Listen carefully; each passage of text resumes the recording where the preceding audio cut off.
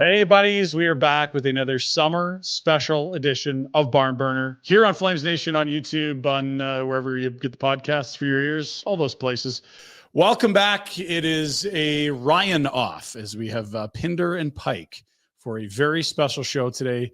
Pike, it is the top 10 prospects of the Calgary Flames, which actually coincides with a project that you do every year for Flames Nation. Tell us about the history of that. It's, by the way, managing editor of Flames Nation, Ryan Pike, not just a guy named Ryan Pike. I thought you just found me outside wandering around looking for a spot. But you also are the managing editor of our website. This is true. So every year since 2015, we've done a top 20 list. So what we do is we talk to our writing staff and occasionally podcast folks about who are your top 20 Flames prospects. And the way we do it is essentially just, are you Calder Trophy eligible? If you played in the NHL, would you be able to win the Calder?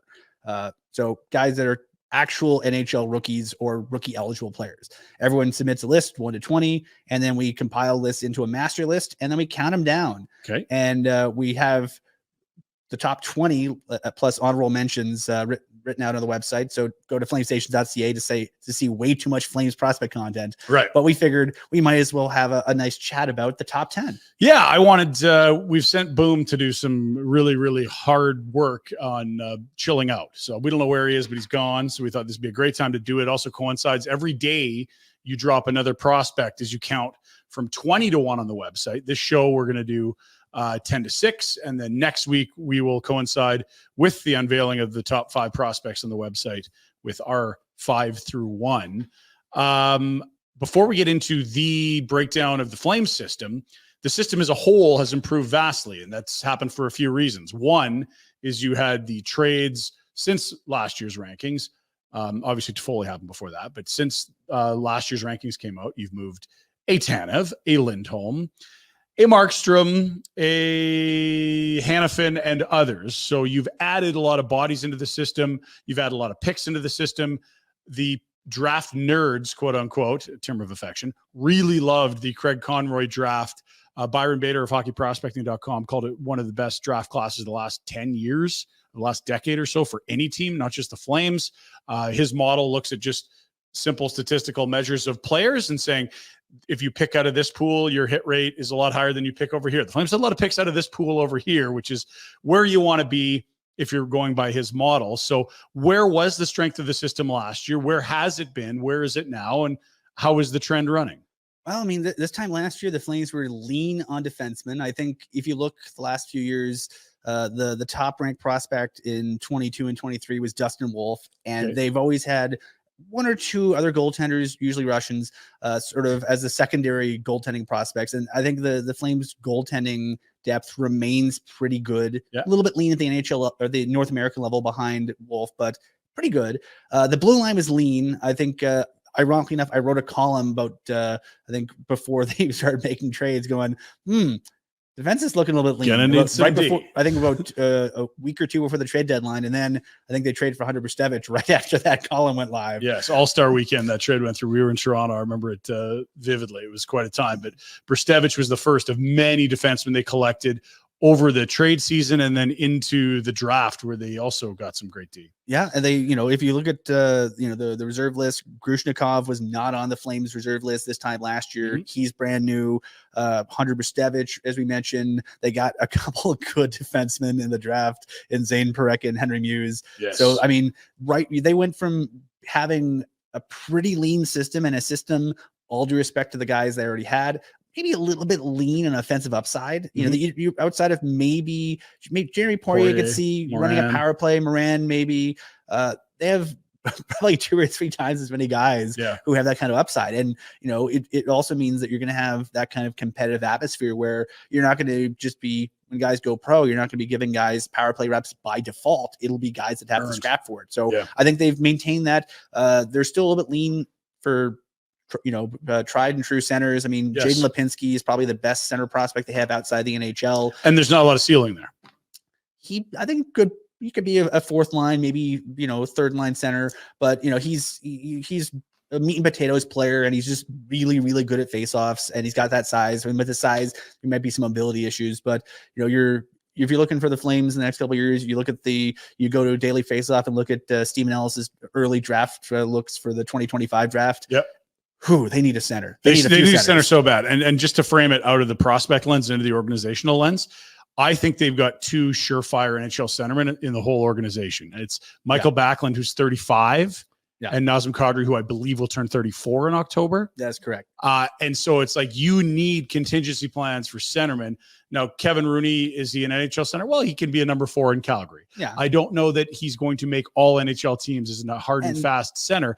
And then in the system, it's like no one's a guaranteed guy to A, make the NHL, and B, I don't see a guy playing center ice that projects to be a top half of your forward group centerman. So they have great needs there. Now, is Zary a center? Is interestingly, Pospisil a center? Zary. Is Zary a center? Zary, sure. Can Honzik still move to center? Because I know there's some belief around the organization that he still could be a center. And then Lipinski actually is. There's lots of question marks, but in terms of surefire NHL centers, they have 2 guys in their mid-30s. That's it. Yep. But so there's your shopping list moving forward, right? They also, if you're thinking, especially looking forward, if you're thinking, man, you got an NHL training camp coming up in September, and you got some guys who could be some projects. Honzik, they were going to move him to center in Vancouver last year. Injuries. He gets hurt in the last game at training camp before he's going down to Vancouver. Basically, misses a big chunk of the year. Connor Zary, when he was drafted out of Kamloops as a center, he's one of the better, more productive centers in the Western League. His last 2 years there. Then he had some injury issues. Then the Flames, we thought at the time they had kind of a log jam in the AHL level for centers, so they threw him on the wing, and it got him the NHL. He played still might be a center. He played 2 weeks in the NHL as a center last year. It was pretty decent at. So I mean, they have some projects, but I mean, if you look at the overall depth in terms of true blue slam dunk centers, they got a lot more at every other position. Yeah, it's true. I would have. You made a good point that they've really filled out the cupboards in the defensive category, the defense column over the last year. The centers is now the glaring weakness, whereas last year you would have said center and D. So we'll see what happens moving forward. There is a great need at center. And interestingly, Pospisil is another guy. Yeah. I remember we had Craig Conroy on when we were in Toronto for All-Star Week. It was after the Lindholm trade, I believe the day after. And I'd asked him, like, where does this leave you at center ice? And he said, both Pospisil and Zary tell me they want to play center. And that's great. But it doesn't mean they'll be great centermen. But Pospisil's another name to throw in there as well. Yeah. All I know is if fans are looking for reasons to go to preseason games, seeing some of these guys audition in roles they might not be accustomed to at the pro level, especially at the NHL level, that can be kind of fun. Yeah, I think as is the life cycle of an organization, this is a very intriguing what's going on with the Wranglers, what's happening at the Penticton tournament, who's set to graduate to pro. Like that's, I think, a large part of where fans' appetite is right now. And that's another reason why we're bringing you this show here as we bring you the top 10 Flames prospects for the summer of 2024. So really quickly, you mentioned Calder eligibility, age, games played. What else are the restrictions you're facing here to make this list versus not? So the Calder cutoff this year, you got to be 26 by September 15th, which means you have to have been born after September 15th, 1998. You can't have played 25 or more games in a single NHL season, and you can't have played 6 or more NHL games in any 2 seasons. Okay. And so based on that, we got 4 graduates from last year's list. Tell us about the grads. I'm sure they look good with those fancy square hats. We'll call ourselves in the carpet and admit fault here. Martin Pospisil, perhaps the most impressive first-year NHL player on the Flames roster last year. Maybe, yeah. Was not in last year's top 20. Wow. And in our defense, he had been just he probably had the worst injury luck of any player I had. Like he post-Cron, maybe post Ferland. And Ferland, I believe Ferland during the lockout year, he was ready to graduate to the NHL. He was, and I think there was also a situation where he basically got told, hey, NHL camp begins tomorrow. We'll see, play this game. We'll get on the plane. He got hurt in that game.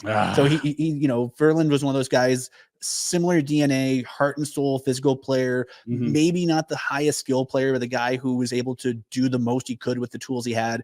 Pospisil, very much that way, had horrible injury luck the last few years. And then thankfully did not have horrible injury luck this year and got out to a great start. So he got the call up in November, never looked back. And of note, he did get injured this season, came back coming out of the All-Star break, if I'm correct. And then he did get injured at World Championships, but he's skating again and will be ready for camp. That's the latest. Not just ready for camp, he's going to be playing the Olympic qualifiers. There you go. That's right. Playing for Slovakia. Okay, very good.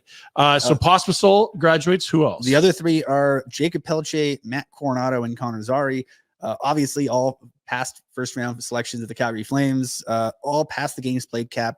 Pelche obviously had kind of a weird year, injured in preseason. He was gonna make the team. He was basically, all but penciled in for a spot. That was a tough time for an injury. Jeez. Yeah, like he got trucked by Marian Studenich and then blew out his shoulder, needed surgery, and then he was joined, I think, pretty much the identical injury by Kevin Rooney about 10 days later. By Jacob Trouba, right? Oh, joined. Sorry. Yeah. And then he comes back. And then he comes back and gets trucked. So yeah, just a rough year for Pelche.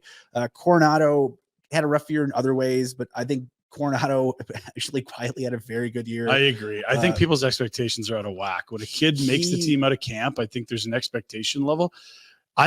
If he had played at Harvard and last year just played in the AHL with a different organization, people would be foaming at the mouth. A point per game player in the A as a rookie? On a per game level, he was one of the best AHL players in the league. He was killing penalties. He was on the power play. And then, he came up at the end of the year and, I know he's no longer with the Flames organization, but AJ Greer on exit day kind of raved about how useful and helpful it was for someone like Coronado to play fourth line minutes late and sort of learn that side of the game. And I think his playing his own zone is very good. It was pretty good when he started. He's always been a smart player. Yeah. He killed penalties and he played center in college a bit, but he figured it out really well. And he's a guy that I think very quietly had a great season and someone to watch when your camp opens. Yeah. And I don't think we can say enough good things about Zary. I mean, Zary, he had a great first couple weeks of the season, got brought up and just clicked right away. Yeah, brought Kadri back to life, him and Pospisil. Not back to life, but it was a rough opening month. Kadri included. It was a rough opening month for the entire team. That line, maybe I'm assigning credit wrong, but those three, when put together, I thought was the spark that brought that team back into that. We still alive. The season isn't lost, and they got all the way to within a point of a playoff spot in mid-February. Yeah, and I think especially we talk about the whole idea of bring up Coronado. Coronado did everything was asked of him last year, and did a lot of things that are kind of tough things to do at the pro level in terms of learning parts of the game. Yeah. Zary kind of did the same kind of thing where he moved around to different positions to sort of give himself more versatility and more of a chance to make it. And then once he got up in the NHL, he was used, especially late in the year, it sort of seemed like the playoffs weren't in the hunt for them. He was used in a lot of different positions too. So I think, with Mangiapane and with Dubé leaving the organization, Connor Zary could have a quietly big role on the club next year. I'm really excited to see, does he get some penalty kill time? Does he fit in more consistently on the power play? Does he get potentially center ice minutes? If he doesn't get center ice minutes, does he slot him in a role like, we'll get into this in future discussions, but you don't have a Mangiapane anymore, and Mangiapane fit like a glove with Backlund and Coleman. Who's going to go to the 3M line? Yeah, even though it's not that. It could be Coronado, it could be Zary, it could be Pelche. There's a lot of guys that could fit into. The first year when you're playing in the NHL, it's can you play at this level? And the answer for a lot of these guys is yes, especially Zary. Zary is an unabashed yes. And then it's like, okay, once you're here, what's your calling card going to be? What's your thing? Where are you best suited? And I think Zary is in the process of carving out a niche for himself. A lot of guys, plenty of players have made careers off of playing on Michael Backlund's wing for a couple of years and then learning a lot. So yeah, Mangiapane, Tkachuk, Frolik obviously didn't grow there, but was a successful player Joe there. Colborne, sure. Lance Boma. Okay, so the grads from last year: Pospisil, Zary, Pelche, Coronado. Let's take a look at picks 20 through 11 as we have our boy RJ has drawn up a list for us as.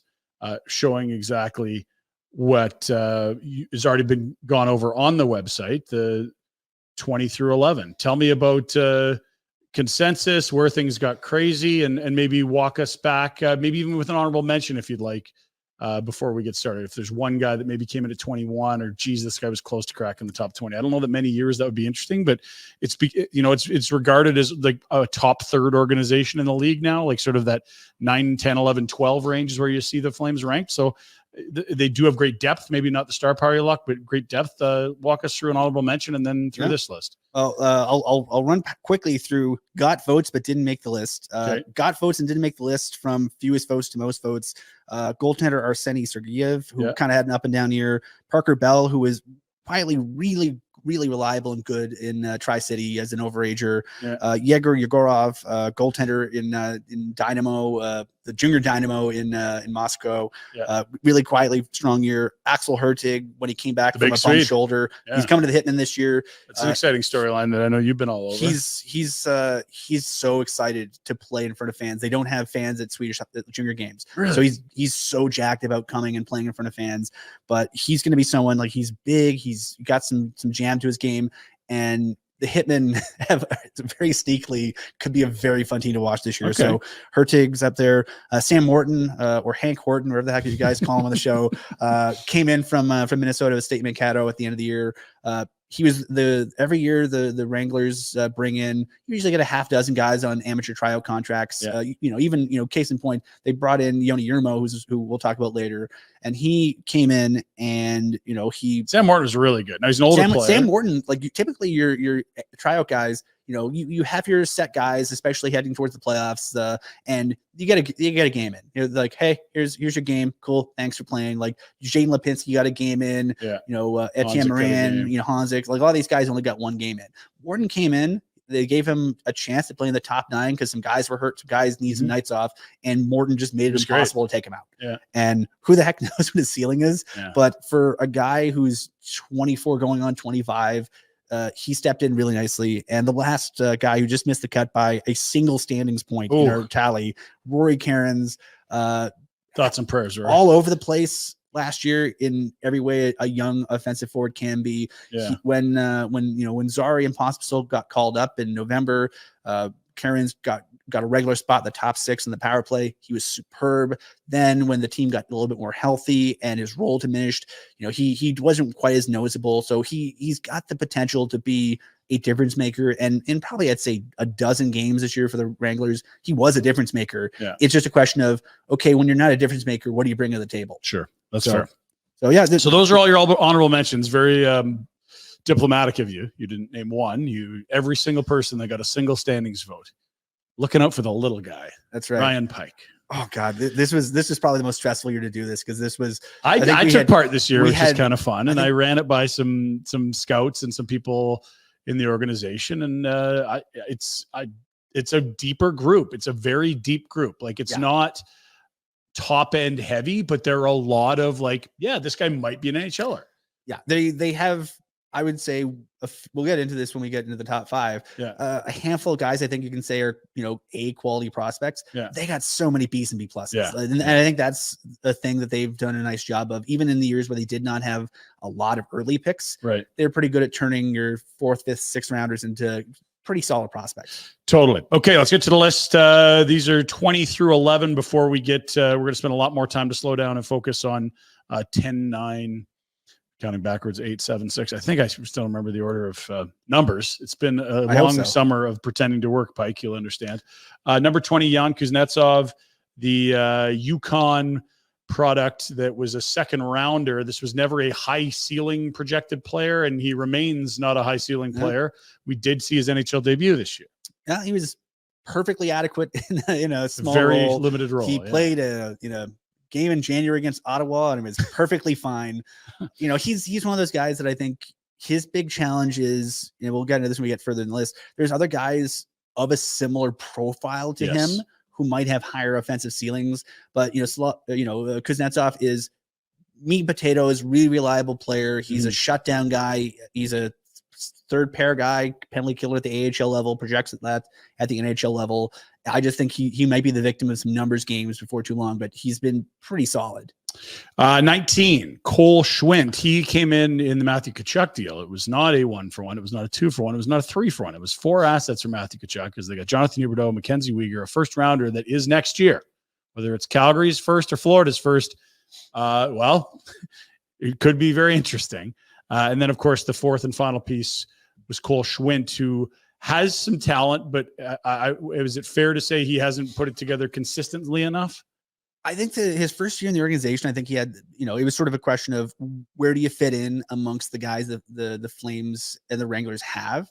Whereas I think, especially in the last, I'd say 15, 20 games for the Wranglers, the top two centers in the team down the stretch were him and Sam Morton. Morton being a first-year pro, basically a 0th-year pro. They were really leaning on, Schwint for, key face-offs. Anytime they had an O-zone face-off, key defensive zone face-offs, penalty kill, power play, they really leaned on him. He didn't have really showy offensive numbers, but I would sort of like him to, for what the Wranglers were trying to do, he was sort of the Lindholm in that group where the offensive numbers weren't really a reflection of what he was doing well, because, when he was doing things correctly, the puck was always moving up the ice and it ended up on Stromgren's stick or Pelche's stick or another offensive guy's stick. So he was kind of doing the so-called grunt work of making sure that, they had a connector. But I think he had a much better season last year than he did a year ago. And interestingly, he's not going to come in and be asked to play a scoring role in the NHL if he does arrive there. So that's probably a really good year for him to show the versatility and grunt work thing. That if you're going to be a fourth line center in the NHL, if you're going to take Kevin Rooney's job, those are probably the types of things you're going to have to do at the NHL level. Yeah, and I got a little look last year too, right? Obviously, pedigrees are different. One guy's a first rounder who turned into a hell of a pro, and one guy's still very young and figuring out. But Michael Backlund, when he became a pro initially, his first few years in the NHL were fourth line minutes, fourth line line mates, buried in the zones and being asked to do that kind of grunt work. And I think it's the toughest thing to be good at pro hockey. And I think Schwint's gradually becoming quietly very good at it. Number 18, it's our first goalie showing up as we count backwards from 20. There's a lot of Eastern European netminders. And this is one of the newest pieces that Jordan Sigalet and the goaltending department have mined through the draft. The Russian Minister of Goaltending, Jordan Sigalet, has found another one. Kirill Zarubin, who played the English, the anglicization of it is AKM Tula. It's in the Tula region of Russia. The team name is the Mykolaiv Academy. Okay. So the Mykolaiv Academy had two teams. They have a team of older junior age players and younger junior age players. Okay. And so he started the year on AKM, the Mykolaiv Academy's lower young age group team. Yeah. And shockingly, in a U20 league, they got their heads caved in. They won maybe 6 games all year. He was in net for 4 of them. Okay. He was the best thing on an atrociously bad team that was kind of built to be bad. But and he goes up and plays with older, better players, and his numbers just go through the roof. He had a really, really, really strong. I think he basically played there until he played the younger team until November, and then by the first week in November, he was basically with the older group full time, and his numbers took off. So he looks like he'll be with the older group full time this year. He might get a look or two with AKM Tula's VHL team, the Russian version of the AHL. The second division. Yeah. So he's he's 18. He is tools. He's toolsy, but he'll need some time. And the nice thing is it's Russia, so he'll have a long runway. There's no limit on when you can sign Russian players. And also, if he plays well over there, he'll just get called up and play on a men's team, not a junior team anymore. Exactly. That's it's a good place for players to develop. We've seen a lot of goalies come in the early to mid 20s to North America as almost finished products. You think of Shesterkin, Sorokin, amongst others. They don't have to marinate in North America. Yeah, exactly. And I think that's one of the things where if you look at sort of one of the benefits of the European development model, especially more in Western Europe, but Russia is doing a good job of it too. Case in point, William Stromgren came to the Calgary Flames having played NHL or playing pro hockey. Yeah. Like, Shillington had played pro hockey, all these, so a lot of these Western European players, you had a chance to see them at 16, 17, 18 against men and sort of figure out their development. So I think, Zarubin he's a project. If you can't, the first thing you're going to say after hearing the words Russian goalie are project. He's definitely, there's a lot of attributes to his game that make people optimistic about it. Hey guys, it's Pinder. The NFL season opens on the 5th of September, a Thursday nighter between the Baltimore Ravens and Derrick Henry, potentially, against the defending Super Bowl champion Kansas City Chiefs. I don't know who's going to win, but I do know numbers. The numbers last year, 70% of primetime games, the under hit. I'm going to go under 46.5. That is the line for the game. That pays 1.90 in odds. That my bet of the day. Play the under. Hey, 61% over the last 5 years of primetime games. Love that. This segment brought to you by Bet365, proud partner of Barnburner. Open an account with Bet365 today, and you can bet on a huge range of markets. So whatever the sport, whatever the moment, it's never ordinary at Bet365. Use code FNBONUS. That's FN bonus. As always, a big shout out to one of our big sponsors, McLeod Law. Great people. We talk about it on the show. Shane King and Peter Klein and Austin and everybody there. What it is they're Calgary people taking care of Calgary people. You're not getting, when you reach out to McLeod Law, they're not sending you to Toronto or Vancouver or someplace they don't know who you are. These are Calgary folks. They're proud of those Calgary roots. They are here every single day. It's a big part of their long-standing client relationships. They get the way things work, and they want to help you. Whatever your challenge is, business or personal, they're just a click away. McLeod-law.com is the website. The very best. Good people making a difference. McLeod Law. Hey guys, you know Village Honda presents the Pinder Report weekdays throughout the season, but we're at your dealership for life today in the Northwest Auto Mall. Let's see what's happening at Village Honda. Mark your calendars. August 24th is the 4th annual Acura and Honda Show and Shine, 12 till 4. Everyone welcome. Prizes, all kinds of family fun. We hope to see you there, here at your dealership for life in the Northwest Auto Mall, Village Honda. And we're back with more Barn Burner. Our next player is Grushnikov Artem, who came over in the Kristanev deal. One of my critiques of the deal at the time was that a player of this archetype doesn't have a lot of ceiling. Like if he's going to be an NHL defenseman, he's going to be a heart and soul, most likely third pairing, tough to play against, great character guy. But those guys are on waivers every year. Yeah, that's Pahal, that's the, Stanley, or the high end ones. Like, I mean, if the idea is if you close your eyes and go like, man, I wish this guy could be Chris Tanev. Chris Tanev came out of the U.S. college system as an unsigned project, and he was a little bit younger, you're a little bit older, and he was just an unsigned college prospect. So I think I like the player, but he's basically another version of Kuznetsov, where he's like, okay, I can kind of understand, like he's got the physical tools, he's got a good mentality. The folks in Texas who played there in Cedar Park love the kid. He very, there's an anecdote, like he got traded. You can walk us through that? We reached out to our buddy, one of our buddies at 100 Degree Hockey, who 100 Degree Hockey covers the Texas Stars, the AHL team of the Dallas Stars. And they relayed a story of just, when he got told he got traded, he was at last minute healthy scratch, like going to Calgary. And he asked if he could stay after the game. A lot of guys, when they get traded, they go, you might see them like right before morning skate, like, okay, see you guys. And then they're on the plane going to the Wranglers, going to the Flames, going wherever. He wanted to stay behind and thank the guys for the experience he had last year. So I think a lot of people in the Stars organization, from a character standpoint, raved about the kid because he's they really like what he does off the ice. They liked what he did on the ice. He's not a high event player, and with nothing happens when he's on the ice, that's kind of his role. And it's hard to get compared to some of the other Flames defensive prospects. He's less exciting. Doesn't mean he's not good, but it's just the things he's good at could potentially have been gotten by other means. Yes. And I know Byron Bader, who we have on to talk ahead of the draft every year, his model just says guys with this statistical profile are incredibly bad bets to become NHLers of any impact. So he could be the outlier, no question, but it's basically, not splitting aces, or when you're at 16 against a face card hitting, like it's a tough one to win because A, we look how clogged the system is with his type of guy. And B, if you're only going to produce single digit points in a men's league, your chance to get into the NHL it almost never happens. Yeah. So we'll see what happens. Look, they love the character. Tough minutes blue liner. That's what they want. Sure. 16's Jaden Lipinski. You talked about him already. A really good season with Vancouver for the Giants. Big, strong centerman. Sneaky good player. In the entire Western League, I think he was top 5 in faceoff percentage and faceoff. Okay. Like he took a ton of faceoffs. And, we'll talk a bit about Samuel Honzik as we go along.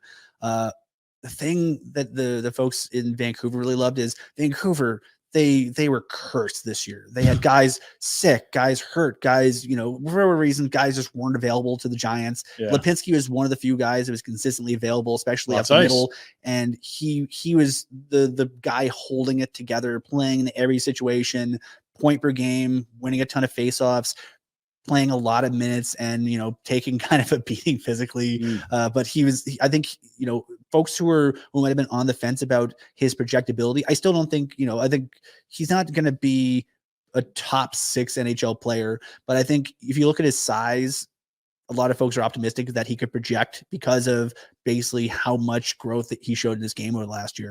6'4", over 200 pounds already, and a guy that is eligible to play in the American League this year. We'll see if they return him back to Vancouver or if he can steal a job for the Wranglers. He'll certainly get a chance to do that, I imagine.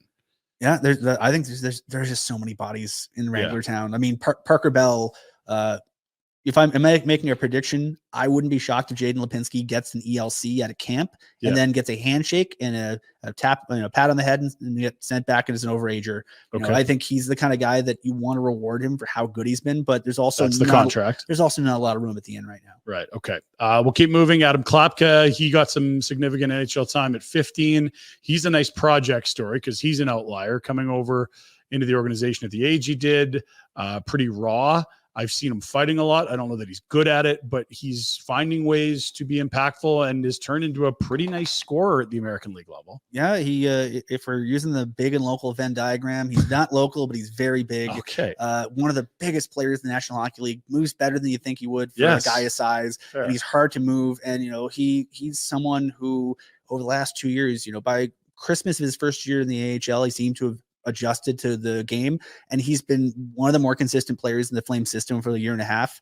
I don't know if he's going to be anything more than a good bottom 6 player, but I mean, if Milan Lucic made a career out of being a guy who might not have had a great skill ceiling, but just being big and willing to use his bigness in front of the net to make other teams hate him on the power play, Klapka has been that guy for the Wranglers last little while. That's a heady comparison, Pike. I think Luch had 30 power forward.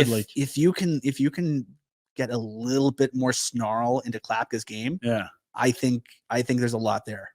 Listed at 6'7" or 6'8", 6'6", like he's large, whatever it is. I don't know if he's got a curved spine. Pushing 235, 240. Yeah, exactly. So the size is unique. And look, I think if it's anything like last year, we're going to get a look at a lot of these guys on this list that are in Wrangler Town or the Inn or whatever you're calling it, because injuries happen and you want to get another peek. He wasn't able to replicate the success he had at the American League and the NHL level, but he wasn't asked to be a top 9 forward. He was asked to be a 4th liner. So we'll see if he can perfect that this year if he gets the chance again to come up to Calgary. Next on our list, who do we have?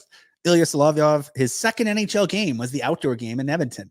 Welcome to the bigs. Welcome to the bigs.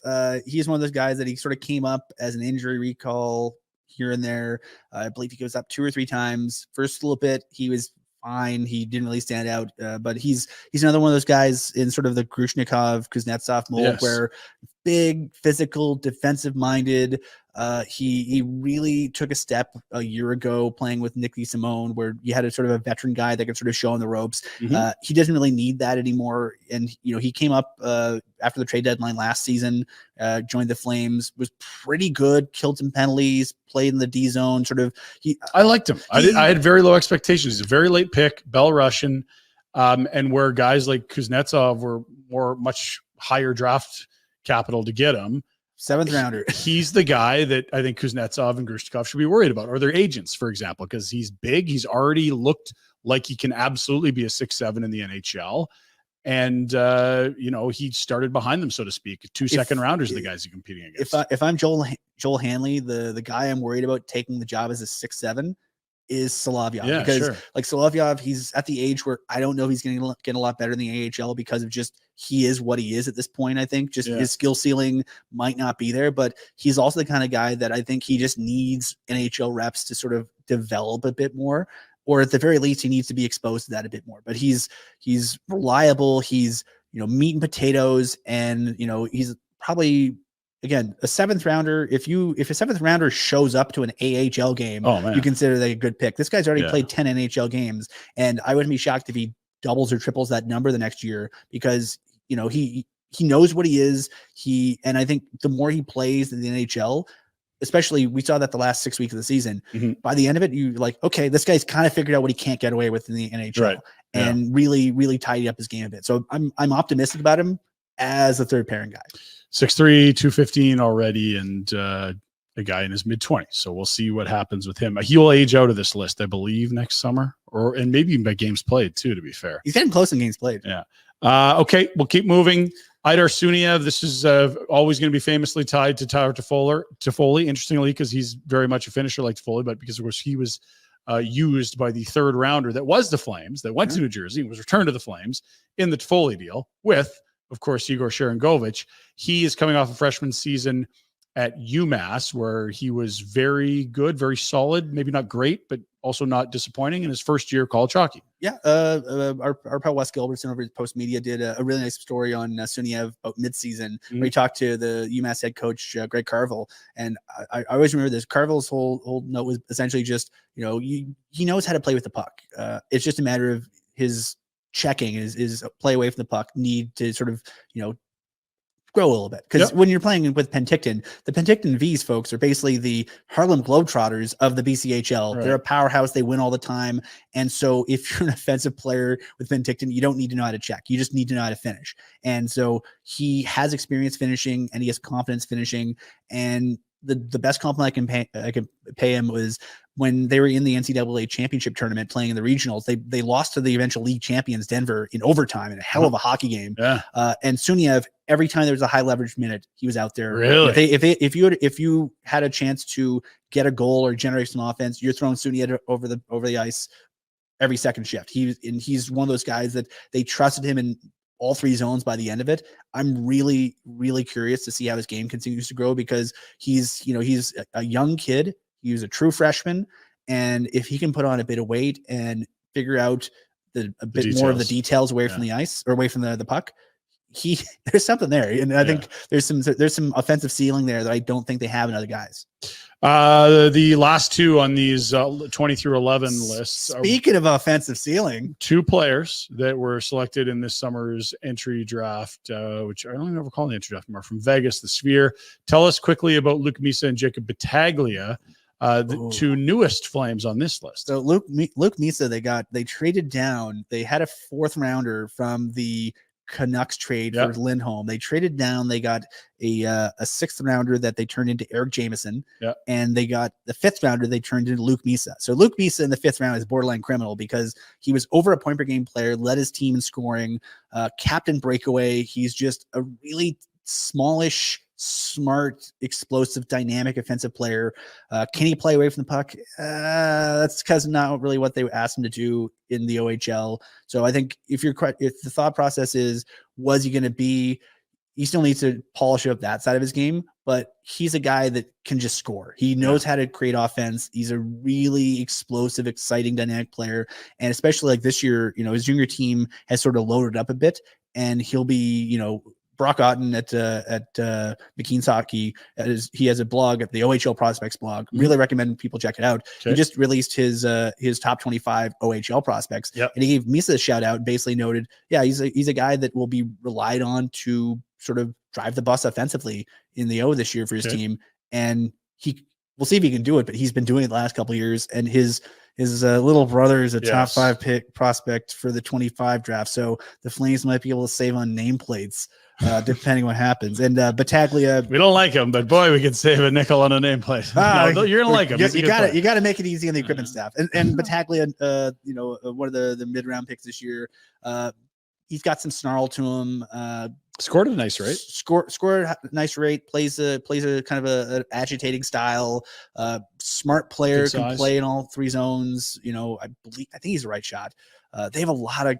He's one of those guys that I think the numbers say he's very exciting, and I think anyone who's sort of seen him play, especially if you saw him on one of his good nights, I think that for him the challenge was the difference between him being top 25, 30 player and first round versus second. It's just a little bit more completeness to his game. But again, he's going to be going back to the O, and there's a lot of depth there.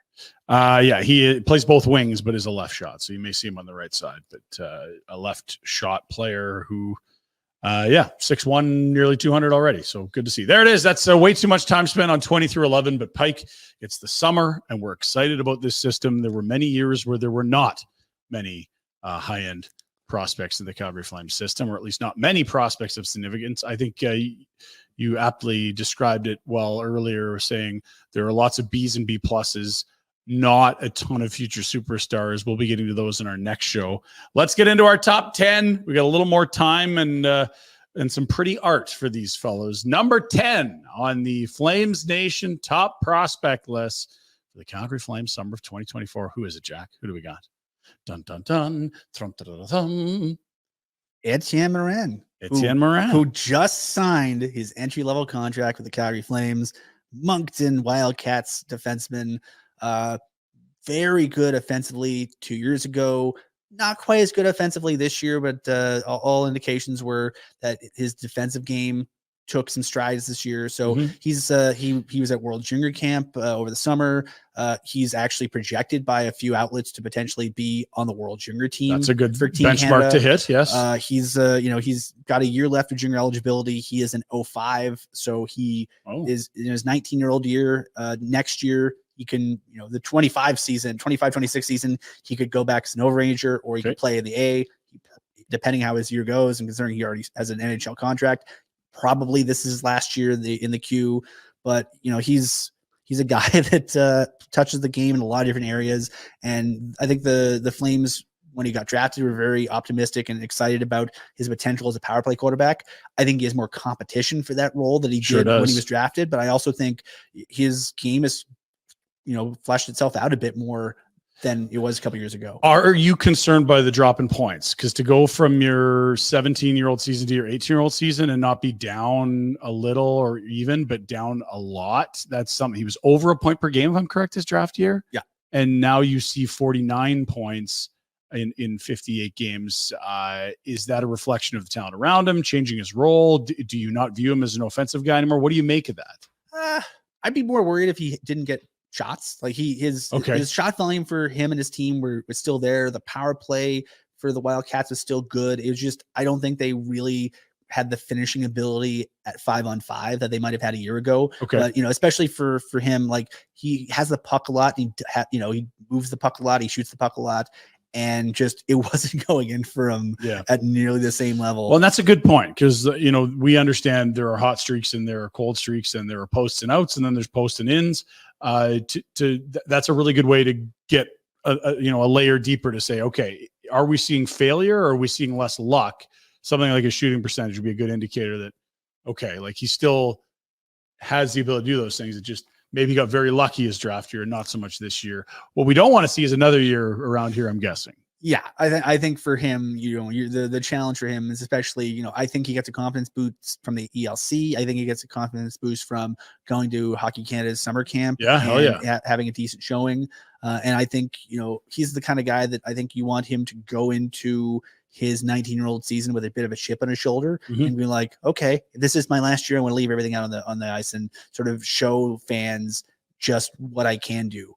He is number 10, Etienne Morin, 19-year-old season coming up, 6'1", 185, back to Moncton of the QMJHL and one of 5 of the top 10 players that are defensemen. It's a D-heavy group all of a sudden in the top. I don't want to spoil too much. You okay with that? We can edit this out. I think we're good for spoiling proportions of things. If you're on the website and we get done number 2 and there's one guy left, I don't know. We're going to wonder about what position he's playing. I think we'll be able to have figured it out by then. Is that fair? I think that's fair. Yeah.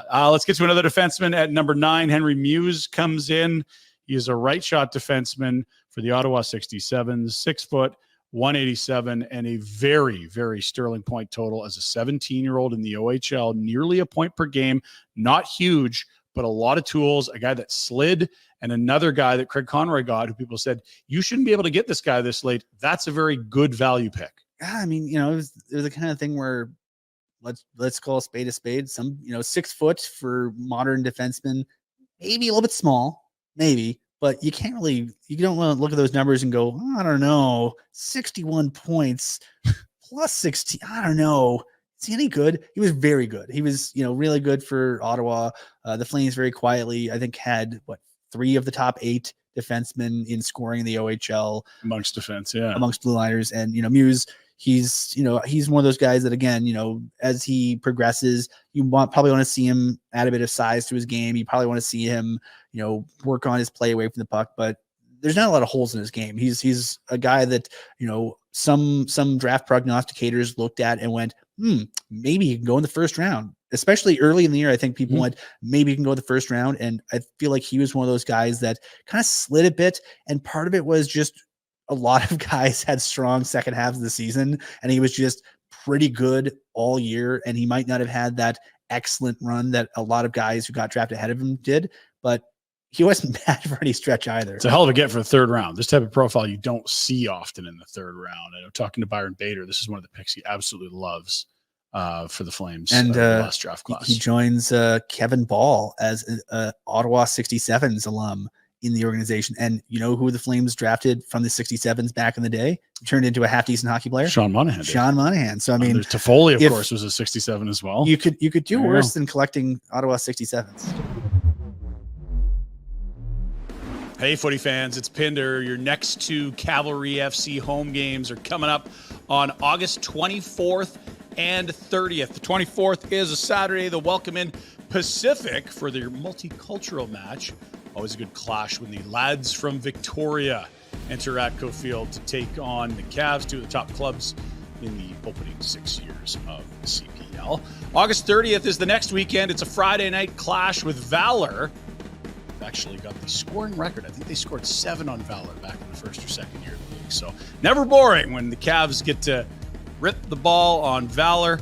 Let's see how she goes. August 30th, 7:30 kickoff against the Winnipeggers at Atco Field.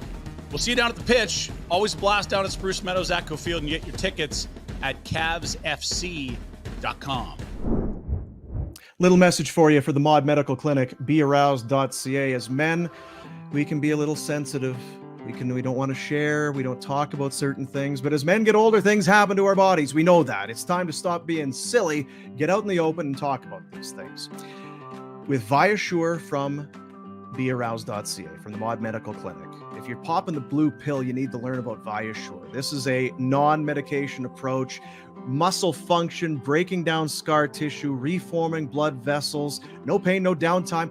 But it's instead of the short-term fix or whatever you get from the blue pill, let's get our bodies right. Pelvic floor physiotherapy is what they offer as well. The team there, they're going to help you with incontinence, sexual performance, hip, lower back pain, assist the stabilization to the core, stronger, better, more confident. Does it sound good? I think so. bearoused.ca is the website. It's here in our city. They're here to help, and they're here to take away the silly embarrassment or stigma that we have about not talking about things that happen to men when they grow older. You're gonna be so happy you did it. Confidence, pelvic floor stability. It's at the base root of all of this. We're having fun with it, but they are here to help you and make a real change in how you live your life, man. bearoused.ca. The Mod Medical Clinic is here to help. If you know life, unexpected costs pop up everywhere. Whether that's a kid that wants to suddenly be a goalie, maybe it's a little car mishap, gotta get that fixed, didn't have that in the budget. Or maybe it's just the air conditioner not working on a hot night, or saying, you know what, it is time to buck up for that one really nice thing we need around the house. Guess what? With Spring Financial, you can cover those unexpected costs right from your phone. Receiving an e-transfer within hours, Spring Financial offers online loans from $500 up to $35,000. No stress, no branch visits, ever. Join the thousands of happy customers who have made Spring Financial Canada's top-rated lender. You can apply in 3 minutes at springfinancial.ca/barn. That website, springfinancial.ca/barn. Looking for the fastest personal loan in Canada? Well, look no further. Spring Financial offers fully online personal loans with zero stress and no need for branch visits. But don't take our word for it. Thank you. Thank you, Spring Financial. Thank you very much. Spring Financial is the best. Apply today at springfinancial.ca. Back to the show. Okay, let's go to our first European in the top 10, a guy that came over to North America last season, had some highlight reel plays, and I think I think really did a great job to restore faith in him as a prospect with some NHL upside. It's William Stromgren. So let's talk about Europe. Okay. Let's talk about Europe. So especially in Sweden and Finland, especially if you're a teenager, like you're going to get a chance to play pro games if you're someone who they think has a high ceiling, but you're not going to play a lot. You're like, for case in point, last year Axel Hertig played. I think he dressed for a handful of games with Rogel, but he didn't really play that much. You sit on the bench. So that's the men's league. Yeah, you play it. Especially if you're a young guy, you're going to have a secondary role, and so your numbers aren't going to be sexy just because of the context of your role in the organization. And the longer you stay and the older you get, the more you move up the list. And so Stromgren played in a couple different organizations as a bottom sixer, mostly fourth line, sometimes kill penalties, didn't have great numbers because that's not really a role you would expect a guy to have great numbers. It's an important role. Sure, as a 16, 17, 18-year-old, 19, 20-year-old, like you're not going to have sexy numbers killing penalties. It's just, unless you're Michael Backlund, you're not going to have great offensive numbers playing in that role. And so he came over to North America, and I think folks were a little bit down on his potential because the numbers weren't there. Like, case in point, I love Byron's model.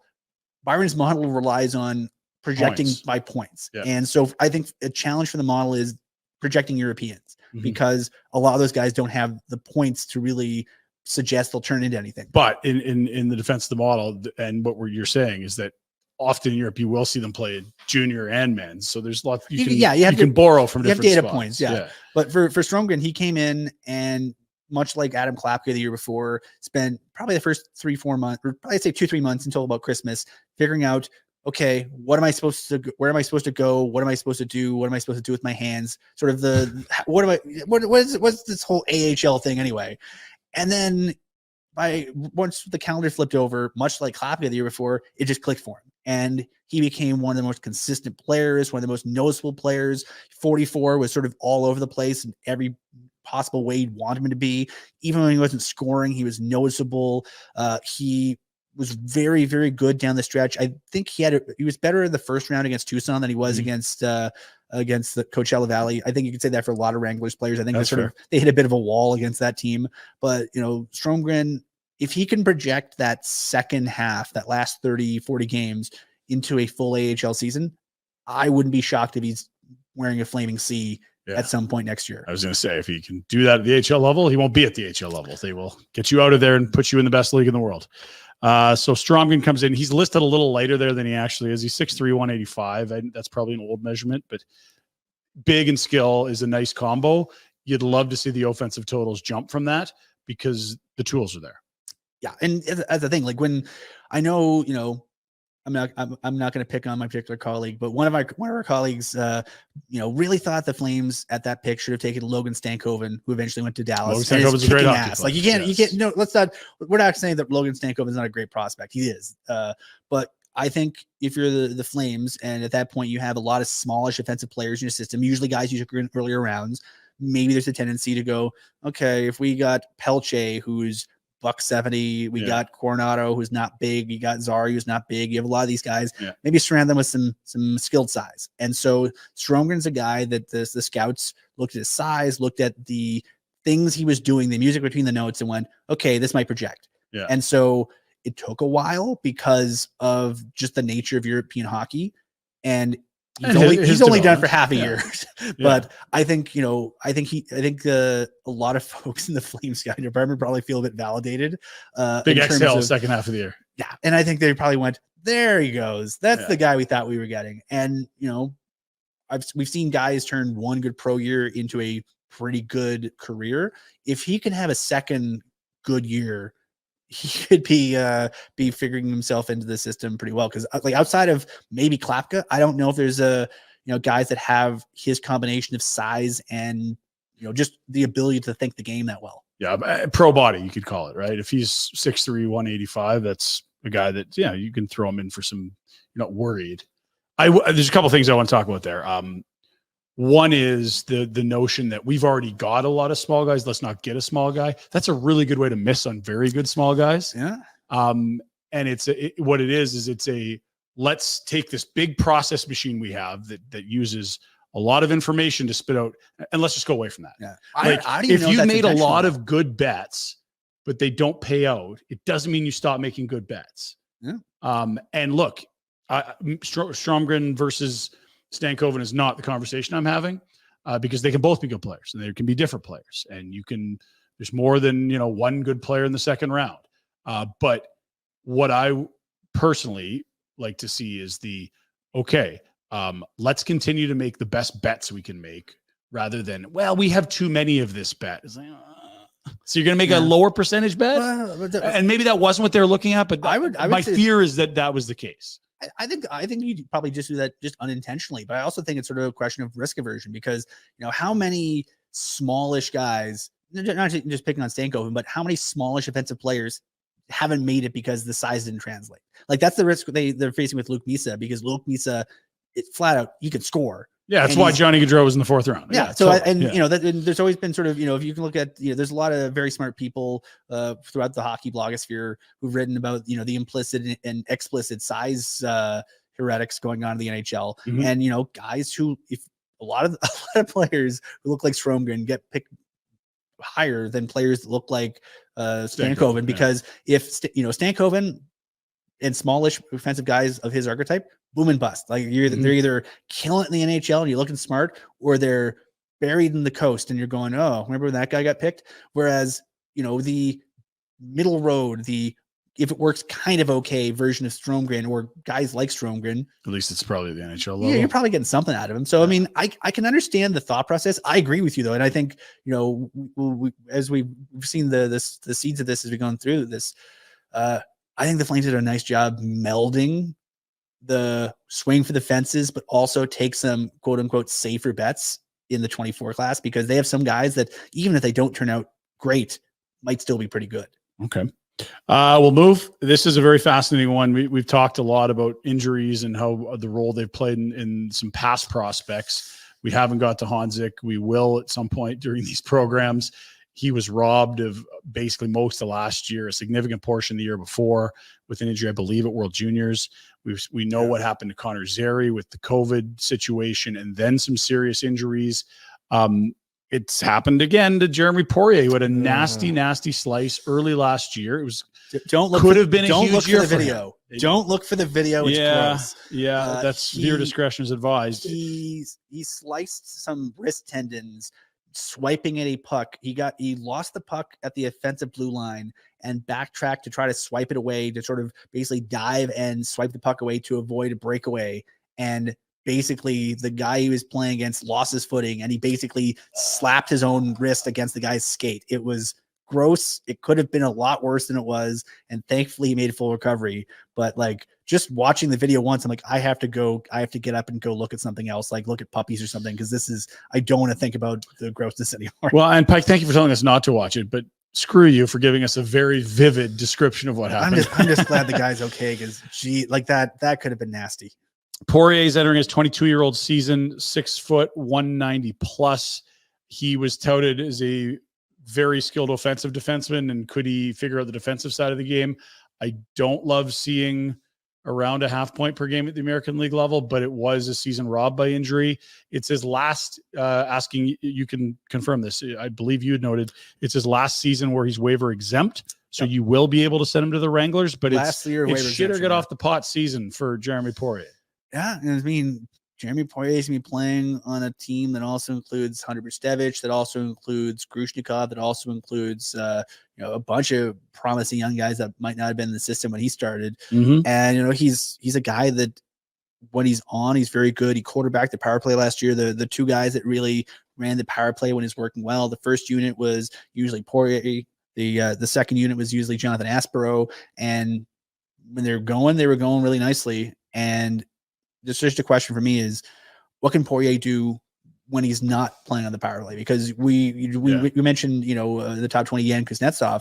Kuznetsov was the 7th defenseman during the playoffs. And one of the reasons why they ran 7 defensemen was because Poirier was kind of a non-entity at 5-on-5. And his defensive game has always been he's getting there, but it's a work in progress. And so they essentially had Poirier there for offensive zone situations in the power play, and Kuznetsov there for the Defensive penalty zone. kill and defensive zone stuff. So they're essentially split one spot. Can we put in these each two dimension. players together, Ryan? Is that possible? You could maybe we'll They- call him They could smush him. Jeremy Kuznetsov. They just what they need to do is put them under a trench coat and just like pretend they're one player. That's but a large human. That's a large, almost Klapka sized. But Tell me you've watched BoJack Horseman. Of course. You Oh have. yeah, That's phenomenal. but that's a whole challenge with him, because especially like I think folks were really bullish on his potential coming out of last season, where his first year of pro hockey with the Wranglers, he really seemed to grow his game, grew his confidence in all situations. And then you have that nasty injury. And like, I don't care how mentally tough you are. I think that until you've had enough distance and enough reps on your belt to feel comfortable pushing yourself in those situations, I think you're a little bit tentative. Big year. And so I think he's going to come in with a chip on his shoulder, and I think he's going to be really wanting to sort of take a big bite of the apple, so to speak, and put his claim on a spot, because I think he's one of those guys that could hear footsteps with, like, let's call a spade. I mean, if you have Muse and Brstevich and Perek and Morin and Poirier, how many offensive-minded guys who might not be great in their own zone can you have on one NHL team? Yeah, like you've got to win battles in there. You can't be in the middle or the bottom of that group and play in the NHL. Yeah, so I think it's going to be the next year or two. And vying for time. 2 years. I mean, he's fascinating. He needs waivers in 2 years. He needs waivers next year. That's what I mean. Like, so to say the next couple of years, like, he might make it in another organization just based on numbers, and I guess waivers. But it's an interesting spot he finds himself in. It's got to be hopefully a healthier season for him, and if it is, he's got to prove he can still be that guy that was highly touted and drafted, and that we were all excited to see graduate to the NHL level, because as you've noted, it's much more crowded for that job description all of a sudden. Yeah, but he's the benefit for him is he has played pro hockey, and he knows the organization, and he knows the coaches. So I think he has some built-in advantages. It's just a matter of him taking advantage of them. His brother also got drafted this year. Yeah. He's smaller, but I forget where also he went. huge offensive numbers. I forget where he went. We'll pull it up. But he's it would have been fun to have brothers in the same organization. Again, the equipment staff for training camp, they have an easier time of it. They just reuse the same name bars. I mean, you got to remember numbers then, but you're really trying to save the equipment guys a couple nickels here. Oh God, it's the toughest job. Brothers Justin Poirier, who was drafted this year by the Carolina Hurricanes, round 5. That sounds right. And 5'8", so a very small player. He might have been the smallest player taken in this year's draft class, but monster numbers: 82 points in 68 games. There's your round 5, another Misa round guy. Okay, and the Carolina also a team that had a nice draft class of swing for the fences on talent.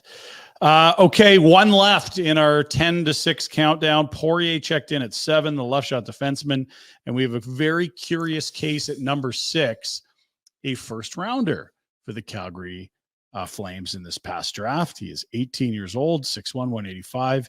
Matvei Gredin, or how am I saying? I say Gredin. Gredin, thank you. That works great for me. I'll stick with that. From the Muskegon Lumberjacks of the United States Hockey League. Bam. Perhaps the 3rd best league in North America. At the very least, the 4th best. It's definitely up there for major junior hockey. And he's came over to North America, played a couple of years, good numbers, scored a ton, led his league in scoring, very good offensive player. Defensive game needs some work. He's a polarizing player. For him to go in the first, some people are like, ooh, I love this. And other people were like, that's too soon. Where did you that's not necessarily every player that gets taken where he does late in the first round.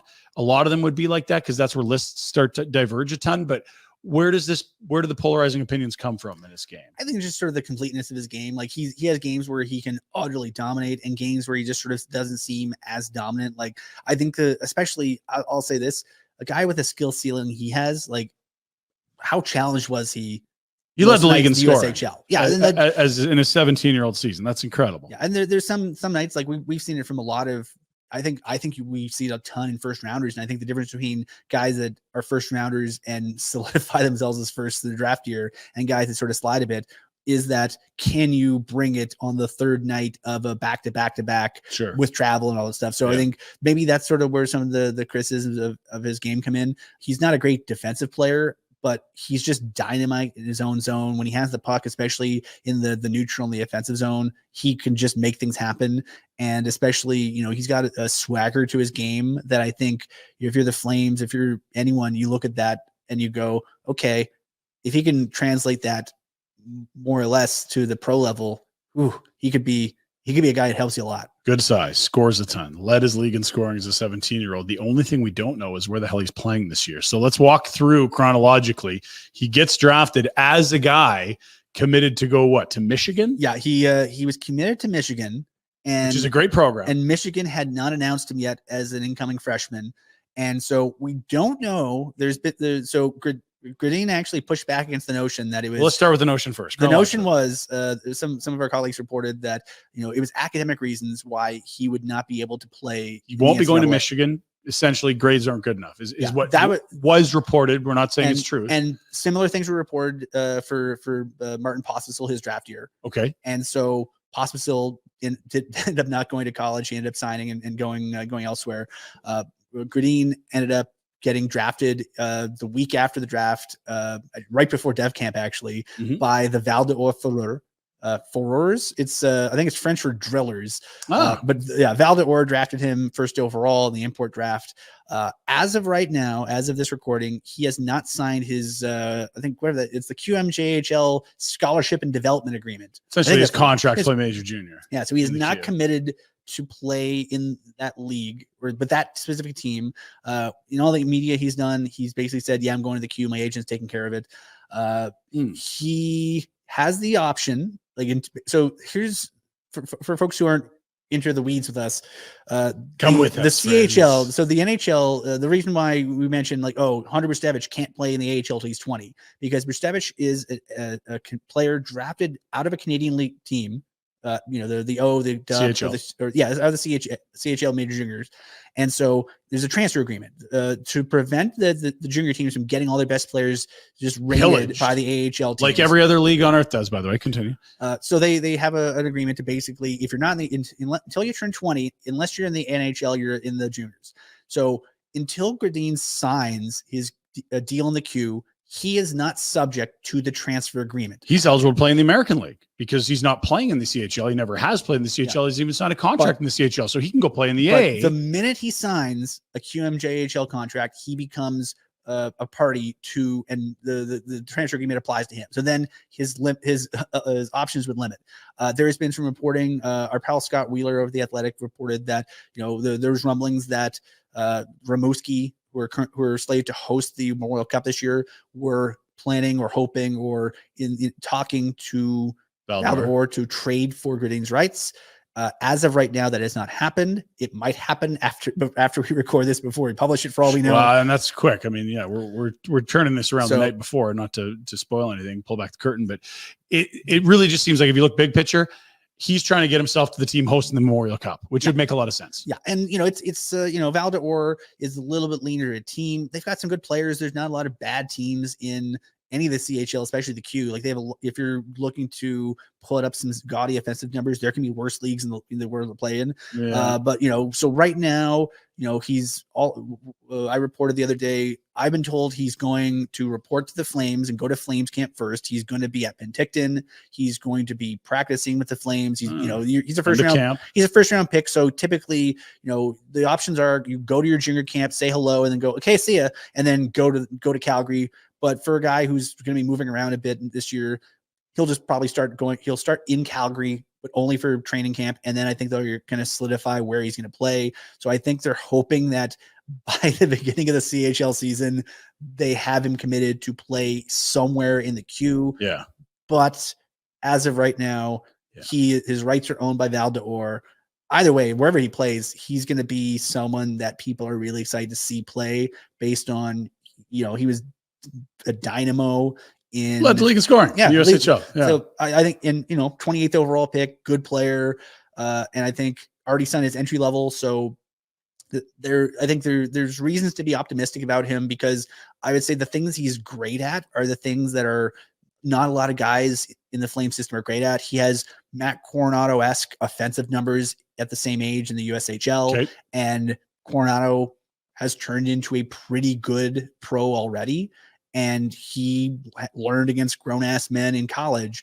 With Gradin, different skill set, different foibles to his game than Coronado had. So I think going to junior might be a good spot for him. But he's a fascinating player. Yeah, he's a right winger with a left shot. We've seen a few of those around here. Not a lot of natural right shot right wingers in the system, although Coronado's one. And over the last 10 years, it seems like since some fellow named Jerome was here, it's been tough to get really good right shot right wingers. I've never. Oh, you mean Jada Ginla's dad? That's right. Yeah, yeah. If that's the same as Tej's dad, I think, or Joe Ginla's dad. If that's all the same guy, that's who I think one of those dads is one I'm talking. He was an okay NHL player, right? Yeah, those are tough boots to fill. To be fair, if we're waiting for the next great Ginla level right winger, that's a high bar to hit. Okay, so Gradin, right winger, probably going to the queue. Do you give him a shot at? Like, here's the one thing that I know. Like, people are like, oh, he's going to go to major junior. That's great. And it's like, he was in the USHL. He was the best player offensively in that league, leading in scoring. I don't think the Q's a step up from the USHL. There was more players drafted out of the first round, most of the last few first rounds out of the USHL than there has been out of the Q. Now, you're telling me it's a Memorial Cup team that's hosting? Okay, I get it more because now it's like you're playing on a stack squad. You know you've got a huge tournament against the best of the best in Canadian junior. It's not just the circuit in Quebec and the Maritimes. That makes a little more sense. So maybe that's why we're seeing this take place, that if he is going to go from the USHL to the Q, let's get him to a spot where we know he's going to be facing the best junior competition in the country. And the Q just hasn't been that for a while, sadly.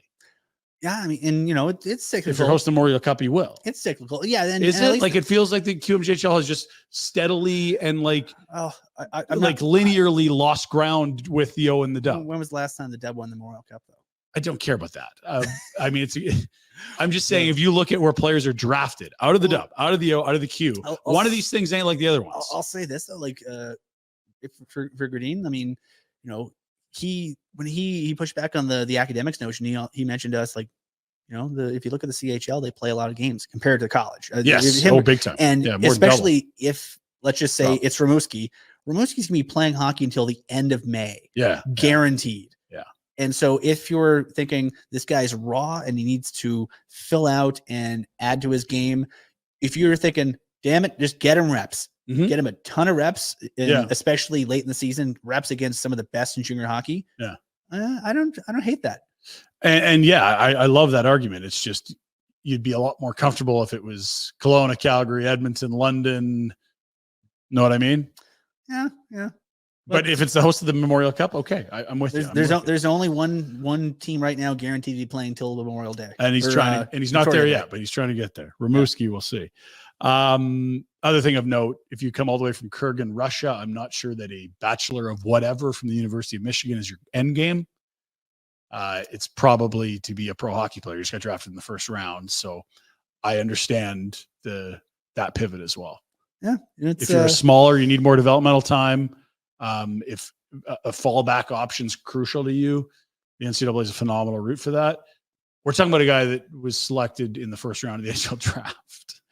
Yeah, and compared to let's say Arseny Sargiev, playing in Penn State now. Yeah, he is a guy that, you know, he maybe he doesn't turn into anything, and he'll end up getting a degree, or getting most of a degree before he goes pro, because seventh rounder, yeah, you can kind of, the incentive structure is a lot different. But if you're a first rounder, and if you're a guy that, you know, you might have only been at Michigan for a year or two. Yeah, like most first rounders, like I know one and done's pretty common now. Yeah, one and done, 2 years out of the ordinary. I'd say, you know, for first rounders with Coronado is fairly typical of first round players. Of you do 2 years, you go, okay, see ya, and you turn 20, you can still get your 3-year ELC, and your full bonuses and stuff. Like, it makes a lot of sense. All right. That is 10 through 6. We will save the top 5 for next week. And Pike, if people want to follow along on the website, Flames Nation, you've gone day by day from 20 all the way. You're going to end up at number 1. You've sort of alternated the different writers on staff through the prospects. Tell us about how that's come together, and if someone wants more on a player, what the website's offering. Oh, if you go to flamesnation.ca, we got full breakdowns. The cool thing is we have all of our writers chipping in, and we've consulted a lot of our scouting friends from throughout the world of hockey. Yeah. We mentioned 100 Degree Hockey gave us some intel on Artem Grushnikov. We talked to Brock Otten from McKean's about some of the OHL guys. We've talked to, I believe, Jacob Tremblay from McKean's about Etienne Morin. We've talked. I think there was we've been actually using a Rolodex basically. I believe you guys got a great scouting report from a college beat writer as well for one of the guys. Yeah, the UMass, the folks at UMass, the Daily Collegian, Suniev, yes, gave us a very nice bit of scouting report on Adar Suniev. So yeah, we've been, we're trying to beat the bricks and find pretty much anyone who's sort of seen a lot of these players. And the nice thing about having NCAA players is you got these college papers who've been sort of watching them inside and out for a full year. So it was exciting that that Matt and the crew at the Daily Collegian will help us out, because we're gonna be hitting them up again at this time next year, I think. No question. All right, we'll see you next week. Prospects 5, 4, 3, 2, and 1. Will Dustin Wolf's reign at the top continue? We'll find out next week. Thanks for joining us. And again, I can't encourage you enough to go to flamesnation.ca for more information on the Flames top prospects. See you, buddies.